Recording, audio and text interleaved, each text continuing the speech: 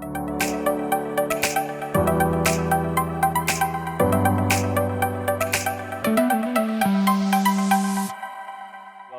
Okay, so welcome Begonia, welcome Lyle, welcome Ingon. We have a short space of time as always and a lot to get through. So maybe just sort of start, we're going to talk about cybersecurity. So where do you think we are, Begonia? Are things getting better, things getting worse? Yeah, I think we are in a complicated context now. So I think that things are going worse. Oh, really? Unfortunately, I actually yes. wasn't expecting that. I was expecting to say, oh, everything's better, everything's fine, everything's in control. But the truth is, things are getting worse, right? More things get connected, there's more risk. I mean, everyone knows that. So, so you think things are getting worse, yeah? And more investment is needed, I guess, yeah? Yeah. Let me tell you, I think when we talk about cybersecurity, we always are, or every one of us always are thinking in the tech side. Yes, the technology is important and is necessary to protect organization against cyber criminals, but we cannot avoid all the attacks only with technology. So people is the weakest link in the chain, and cyber criminals know that, and they know it, and they can take advantage of it. So in the current context we are living, everyone is using online service from anywhere. You just have to look to your smartphone and see how much things you do from your phone, just from your phones. So what is the issue?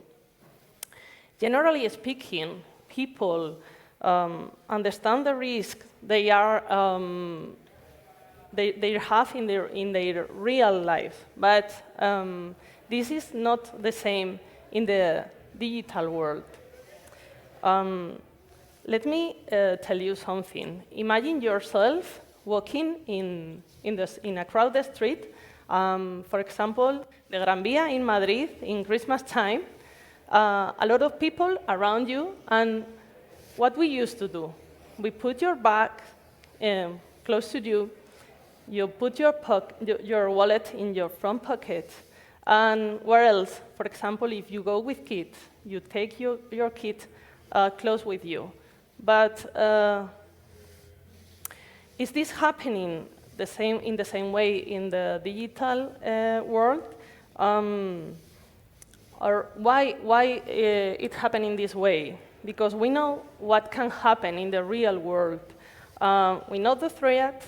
We know the likelihood because it happens every day, and we also know the impact that can happen. So what is the challenge? Well, we need to change the people mindset. We have to make a cultural change, and we have to make the upskilling in terms of cybersecurity through all the people. And how can we face this challenge? The first one is engagement. People need to know, people need to want to learn. The second one is the skill development. People need the knowledge, and we have to train them. But remember, with no willingness, it's impossible to get the skills. And the third one is to create the habits.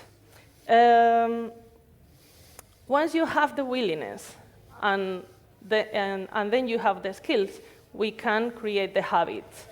Let me show you or talk you about an example. When you are going to cross the street, you look both sides before crossing. When you are going to drive in a car, the first thing you do is use your belt before driving. Yes, that is to create the habits. And finally, in order to maintain this habit, we have to create the atmosphere and the environment to maintain. We have to be there every time, remember the right behaviors. Once you have the habits, it's not easy to come back to the before a situation. And let me tell you some of the action we achieve with our employees. We have a periodic training course. We train more than 90,000 of employees. We also train employees' family, more than 10,000 during pandemic. We run continuously phishing campaigns to train our employees also.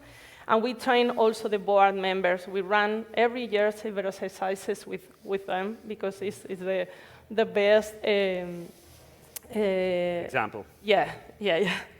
Thank you. But employees are very important for us, but we can't remember, we have to remember that our customers are our priority. We have the challenge to train them, and we want them to be prepared to protect themselves in the digital world. So we have to build also the digital trust in the digital environment that they need to use the digital service. Okay. Maybe we might come back to the rest of what you have to tell us and just give the other people a chance to speak. Lyle, $1 trillion industry, is there any money to be made in this? Yeah, I mean, there's a huge amount of money to be made in this. I guess the default is kind of, it's scary, right? Like all things, but fear generates greed, unfortunately, as well. So, there's always money to be made, and especially in a market where we're seeing valuations be challenged at levels that perhaps we saw them at 2019, 2020. Cybersecurity feels like one of those markets that's going to maintain its valuation and importance, and it's not without justification. And you made some great examples about kind of personal security and everything else, but internationally, unfortunately, we're having to see it's opened up as a new realm of warfare as well. So we are seeing a flight to quality businesses that actually deliver solutions in the market. But also, we're seeing a huge amount of demand from the international community. EU members still negotiate a lot of their own cybersecurity independently, so there's still a huge fragmented market out there that people can continue to sell into. And it's one of those things, unfortunately, when times get tricky, people fly to businesses that provide real solutions. So we're certainly seeing that in our portfolio. We're seeing that across the market. And as you think about resilient industries in the current market, security certainly is one of those that we're seeing at the moment. Sure. Agita, you're from one of the Baltic states, so I guess we associate you guys with being very clued in with cybersecurity in general. So talk to me about the things you're working on. Yeah, I can just add to the previous speakers as well, because I see that, I like the question that you ask, is it getting worse or better? I think it's both, because I think it's getting worse because cybersecurity is not only a niche problem for certain people who are doing something very technical. I think it's still now it's becoming a problem of majority of people who are not thinking about it. Like Begonia also said, if you are walking with your purse, you are hiding the purse. But with your social media, all the other digital things that now everything is digitalized, you're not doing that, and most of the people are not aware how they can be affected. So from that sense, I think it's getting worse and worse. But then again, from what we at Startup Wise Guys are doing, so we're working with the cybersecurity startups since 2018. Also Estonia, that's how our home country has put cybersecurity as part of the national strategy. And we see that there's also way more solutions aimed at humans, making humans aware of the issue than before. We see more and more startups, and I think that's why I think it's also getting better, because we have we start using technology to actually help people be more safe, even if sometimes they are not aware that someone is trying to help them to be safe. I mean, the obvious question coming out of that is, are the best people going into cybersecurity? You know, because that's sort of, you know, there's always this thing about the best generation went into making people click on ads, right? And in many cases to undermine cybersecurity. So, you know, I don't know whether we all know about what the Russian invasion of Ukraine has really heightened security and has made a generation perhaps much more interested in the relevance of security. So, I mean, are you already seeing, or do you think more people will start to look both at security and cybersecurity? I think yes. When we look at so for example, we're also scouting for cybersecurity startups across all Europe or the world. And definitely in the last years, we have seen more and more people trying to make startups, trying to do solutions in cybersecurity.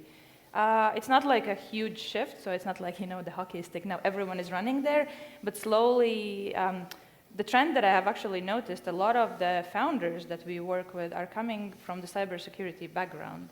So they have worked in the big companies, they have done the consultancy, and now they see that this is not only, they want something scalable, something more accessible for everyone. There's nothing more scalable than cybersecurity. I mean, you can't have like a Spanish cybersecurity business. It's global or nothing. Lyle, you're in London, so I mean, you know, will people stop going into financing and all that nonsense and start doing something useful with their lives, like working in cybersecurity? Hopefully the smart people stop coming and trying to take my job. But, you know, look, like all things, you know, necessity breeds, you know, interest, and I guess there's kind of twofolds, right? When people are put under pressure, innovation really thrives. I mean, we've seen that in every conflict, right? Even to go back to, you know, the First and Second World War, you see the way that the world changed in those, you know, in those periods. But also, you know, as we're seeing, especially equity money go into or not go into perhaps some of these direct-to-consumer or, you know, kind of you know, some of the businesses you described in terms of making people click on ads, just as a necessity, people are going to, you know, be drawn into these businesses. They continue to raise money. They're able to employ the best people and hopefully, you know, add something that's, you know, now plenty of businesses have been built on the back of clicking on ads and everything else. But in terms of, you know, perhaps going the other way and providing greater security, I think that we're going to see a rush to those businesses as investors rush to them as well and continue to invest in them, provide them with liquidity. Yeah, I mean, I worked for a cybersecurity company, Panda Security, and I thought it was a really fascinating place to work. You know, you were like, malware would come in and you'd be uncovering it and you'd be trying to like find, like, you know, most people who write malware put little kind of Easter eggs or something into their code. So you'd be like trying to work out their football team or the street where they live and stuff like that. It was, you know, it was quite interesting as a job to do. I previously worked in video games, and video games was, I mean, it was kind of similar in that you were like solving a problem and trying to get to the end. But and it was also a very international business. But I actually thought much more people would go into it, but it doesn't seem to be very attractive. Let me ask you, Begonia, I mean, are you getting good CVs to work for in like cyber areas in BBVA, or you know, do you find it difficult to attract talent? Yeah, I think it's a challenge we have in the cybersecurity scope, yeah. Yeah, in the future, we are going to demand a lot of talent, and we have to make an effort to train people, not just employees or clients. Also, we have a commitment with society because we think it's a need we are going to have in the future. I mean, can I ask, like, why did you go into cybersecurity? You know, I mean, what interested you about it? Yeah, I have that curiosity from my, when I have... you were solving puzzles with code and on the kitchen table and doing, I like very much to program in BASIC when I was, I don't know, 5, 6. Yeah. Wow. So my curiosity who put me here today. Curiosity is a very, very, very, very healthy thing. So, I mean, Lyle, what kind of, shall we say, when you get when someone pitches you an investment, I mean, is it something that you have to go and get help to understand, or you just look at the numbers, or how do you process like people looking for investment? You know, as much as I'd like to pretend I knew all of the ins and outs, we do rely on other people, and sometimes the best reference is the customers, right? And so we spend a lot of time in our processes speaking to the customers, because as much as I'd love to pretend that I was coding at 6, I think I got too many knocks to the head. We spend a lot of time with those customers in our due diligence period, really understanding, just how they work, if they're able to deliver, and what kind of the real world implications are, because they're the best reference point, I guess, from that standpoint. Of course, numbers come into it, but like I say, we are seeing a flight towards these businesses. So I guess the growth rates that perhaps other companies aren't seeing right now are inversed when you look at some of the security businesses in the market. So, Agita, have you ever been hacked, or do you know anyone who's been hacked? Or, I mean, you must have one or two hacking stories. Yeah, well, I have a couple of stories, I guess, from the mentors, and as for Startup Wise Guys, no, at least knowingly. Yeah. But with the startups, we start seeing that there are some problems. Actually, very recently, we got a request from a portfolio company not working in the cybersecurity. They're working in real estate, and they actually got some problems with cybersecurity. Mm-hmm. Not like, it's sort of a hacking, more just like meddling with their website and tech. And we connected them with the cybersecurity founders that actually helped them. Yeah. So, and this we kind of start seeing a little bit more and more, and we see also that the founders of our cybersecurity startups, they are not only selling to the enterprises, but this is for everyone, for our portfolio as well. So that's a very kind of interesting, I guess, trend, that worse trend, but... The Irish Health Service was hacked, leading to great cries of, how would we notice, But anyway, little in-joke there for the audience. No paper there. But somebody got one. But yeah, I mean, it's the other thing I always ask is like, there's always this thing about, it's great to go home at Christmas, but I hate having to clean up my parents' computers. So, I mean, do your friends ask you, Begonia, when they have problems with like cyber? You're supposed to know about this stuff, like, or like, is that a feature of your life? Yes, a lot of people around on me tell me, but not yet with cybersecurity. It's just like, I can do that special things in my computer. Please, can you help me? It's like, okay. you have a sort of a helpful face. Yeah. You look like a person who'd help people. But yeah, no, that's a sort of a thing. So. Let's kind of, move it forward, I guess, which is to say that we had the Israeli sort of like a delegation or whatever before. Do you think governments should do more about this, Lyle? I don't know whether you're speaking for the Jacinta Ardern or whoever is in charge of Britain now. You never really know on it's a revolving door. What should governments do? I mean, and the same question is coming, by the way, in your direction. Yeah, I think the Estonian on the table. If you want to take it first and give Lyle a chance to think about it, okay. I'll give you a chance to think it over. Sure. No, look, I think we are seeing that. We're seeing, I mean, obviously, won't speak for Jacinda, but New Zealand has been part of the Five Eyes network now for a while, and that is largely around cybersecurity and how we manage that on a global level. Equally, we're seeing, especially in the EU, governments looking for European service providers. Whether, like you said earlier, it doesn't matter whether you're a Spanish company because you're servicing the whole world, but especially when you're dealing with governments and government entities, they are looking for people that have people in the area, whether that's within Europe or within the country themselves. So, we've seen in some of our cybersecurity portfolio companies, especially with what's going on in Eastern Europe, we're seeing a huge amount of interest for local players that have local certifications or NATO certifications that are able to service those needs very quickly. So we're seeing a rush to that. Whether that's a sustained pattern over time, I'm not sure. Yeah. Whether there's a more centralized Is it not odd, there's GCHQ in Cheltenham and all that stuff like that. You don't get more cybersecurity companies coming out of the UK.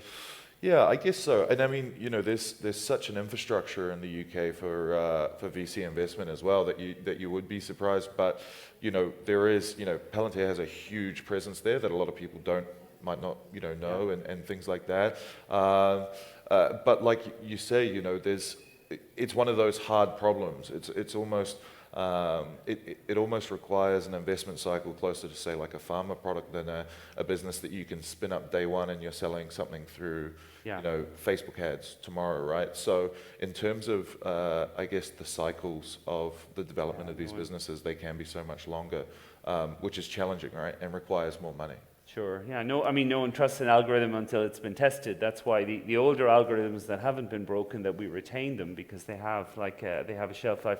So same question. I mean, governments should they be doing more? I mean, the Estonian government clearly is doing a lot, but Latvia, Lithuania, should they be doing more? Yeah, I think in general. So I think Estonian government is a good example because that's how also we started, and that there was a lot of support. We had like partnership with Ministry of Defense, and it is important, at least for the startups, as you also said, that the products, the solutions need to be tested. They need to go somewhere. They need some support. And if the government, it's a tricky question. It's like for any startups. Should governments get involved? Yes, but at a certain level. They should give the opportunities. They should kind of make the environment more friendly for different testings, for popping up like different market players that support those companies and support the solutions.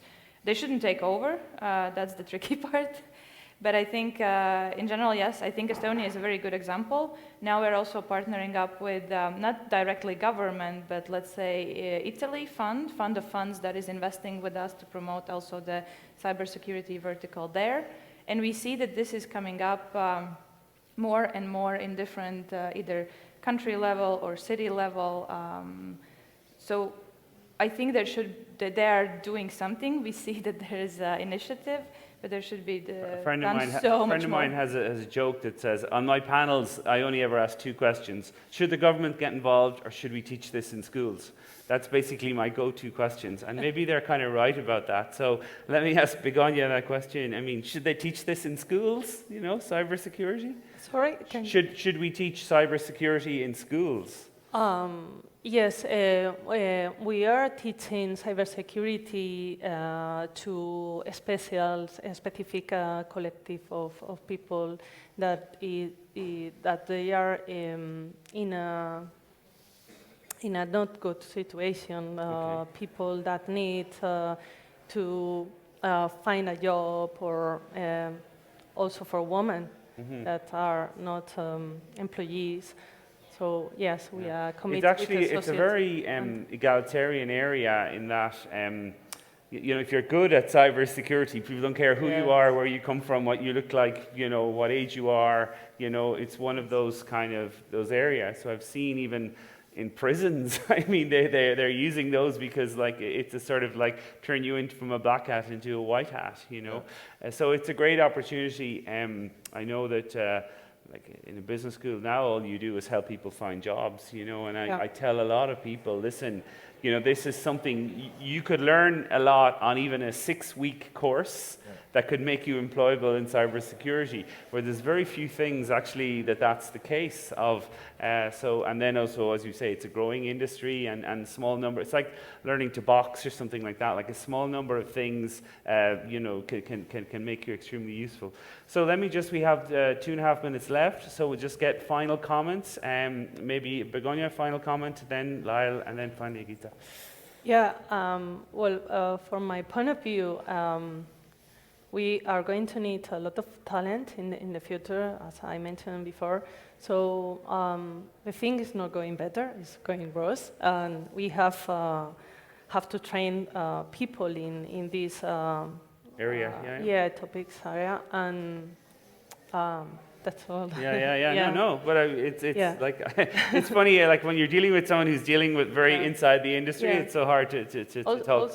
Also, the context that we are living now with digitization and everything except food is going to be devices is necessary. Anyway, Lyle, what final thoughts? Yeah, I guess, you know, we started by asking, is it getting better or getting worse? I mean, new threats jump up every day, and it's like, should we teach it in school? Absolutely, it's kind of part of the literacy of existing in today's world. I got a text the other day saying I'd been close to someone with Omicron. Just click this link, right? And you almost do. Yeah, and my wife kind of slapped my phone away from me. But it's things like that you're going to come across more and more every day. I guess the light at the end of the tunnel is there are very intelligent, well-backed people out there that are trying to solve the problems, and so.